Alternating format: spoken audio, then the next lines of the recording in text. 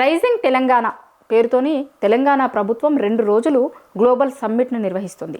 తెలంగాణలో ఇక్కడ ఉన్నటువంటి అపారమైనటువంటి అవకాశాలనట ప్రపంచానికి పరిచయం చేసి వాళ్ళ దృష్టిని ఆకర్షించడం, దానితోని పెట్టుబడులను ఆకర్షించడం, అట్లనే ఇక్కడ ఉన్నటువంటి యువతకు ఉపాధి అవకాశాలను కల్పించడం. ఇది ఆ గ్లోబల్ సమ్మిట్ యొక్క ఉద్దేశమట. కాంగ్రెస్ ప్రభుత్వం ఏర్పడి 2 ఏళ్ళు అవుతుంది.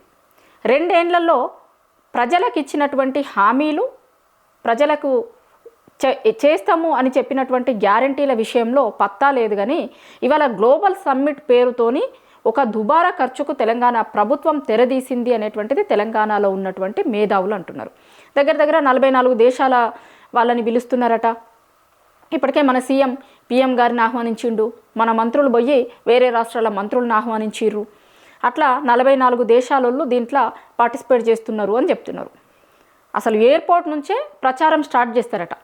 4th సిటీలో జరుగుతుంది ఇది. ఎయిర్పోర్ట్ నుంచి 4th సిటీ వరకు కూడా ఈ ప్రచారం దిగడంతోనే తెలంగాణలో ఏం అవకాశాలు ఉన్నాయి, ఎట్లున్నాయి, ఎట్లా మీరు పెట్టుబడులు పెట్టాలి, పెట్టుబడులు పెడితే ఏమవుతుంది తెలంగాణలో, ఇట్లాంటి ప్రచారం అంతా ఎయిర్పోర్ట్ నుంచి స్టార్ట్ చేస్తారట. ఎయిర్పోర్ట్ నుంచి కాదు, అసలు మంత్రులు ఎప్పుడో ప్రచారం స్టార్ట్ చేసిరు దీనికి.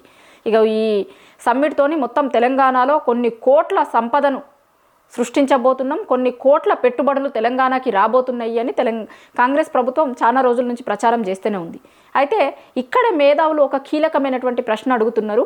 గతంలో ఎన్నికల టైంలో మీరిచ్చినటువంటి హామీలే చెయ్యండి అని అడిగితేనేమో తెలంగాణ దగ్గర ₹1 లేదు, అసలు డబ్బులే లేవు తెలంగాణలో అని చెప్తూ జనాలకి ఇవ్వాల్సినటువంటి వాటి విషయంలో మాత్రం ఇవ్వకుండా ఇప్పుడు మాత్రం ఎందుకు ఇన్ని కోట్లతోని ఇట్లాంటి సమ్మిట్లు నిర్వహిస్తున్నారు అనేది తెలంగాణలో ఉన్న మేధావులు అడుగుతున్న ప్రశ్న.